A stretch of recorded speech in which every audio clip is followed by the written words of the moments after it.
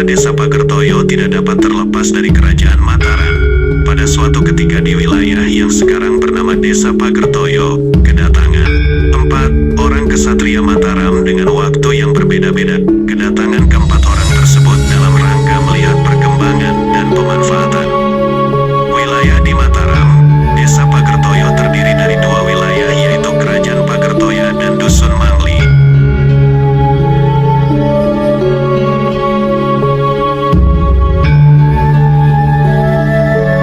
Kedua wilayah tersebut dulunya adalah sebuah hutan belantara yang konon katanya penuh dengan aura mistik dan banyak penghuni gaib yang jahat dan ganas.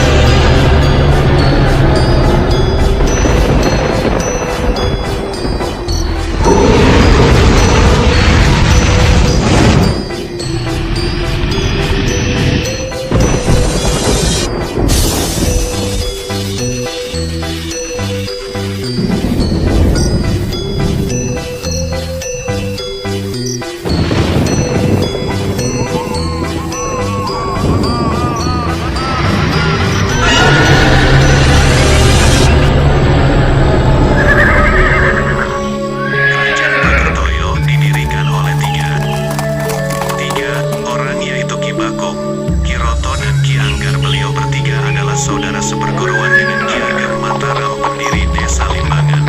Sementara Dusun Mangli didirikan oleh Kiai Telisik. Beliau adalah keturunan Senopati Majapahit yang telah runtuh di masa sebelum Kerajaan Mataram, yang semula dikenal dengan nama Ki Kribik.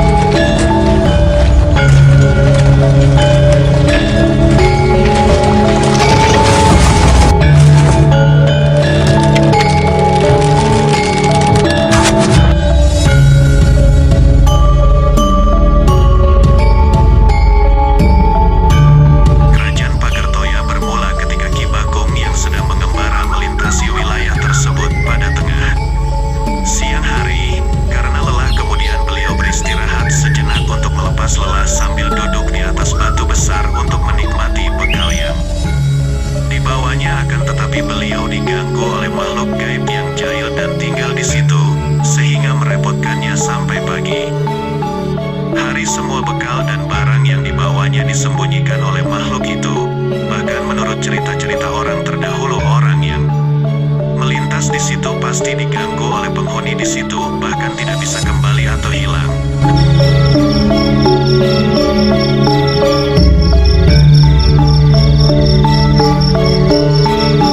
Hal tersebut membuat Ki Bagong menjadi penasaran. Dengan jiwa kesatrianya, beliau tergugah dan merasa bertanggung jawab untuk mengamankan wilayah tersebut dari kejahatan apapun untuk mempertahankan hidupnya. Beliau kemudian membuka lahan untuk kebutuhan sehari-hari sambil memerangi makhluk jahat yang ada di situ agar tidak mengganggu orang-orang yang melintas di situ. Semakin hari Ki Bagong semakin kewalahan karena makhluk di situ dibantu oleh makhluk gaib dari luar yang semakin hari semakin banyak. Dengan berjalannya waktu, adik seperguruan beliau yaitu Ki Roto dan Ki Anggar mendengar kabar bahwa kakak seperguruannya sedang berperang di wilayah tersebut dan kewalahan. Kemudian Ki Roto menyusul untuk membantu Ki Bagong dengan waktu yang tak berselang lama. Ki Anggar pun ikut membantu. Kemudian mereka bersama-sama melawan makhluk-makhluk itu. Akan tetapi makhluk itu malah semakin banyak.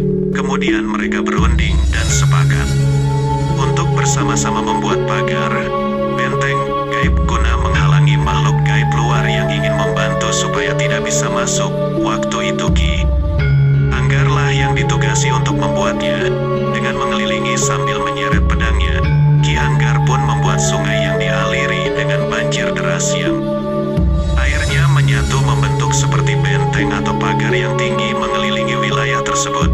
Akan tetapi karena besar serta derasnya banjir yang mengalir dalam berhari-hari, membuat wilayah di bawahnya di sebelah barat, yaitu tempat persinggahan seorang keturunan Senopati Majapahit beserta istri dan beberapa orang warga terancam hanyut terbawa banjir karena lurus dengan sungai yang dibuat oleh Ki Anggar. Bahkan warga kampung sekitar pun mengira serta meyakini bahwa wilayah tersebut hilang terkena banjir. Namun dengan kekuatan yang dimilikinya, Ki Kribing mampu membelokkan banjir itu.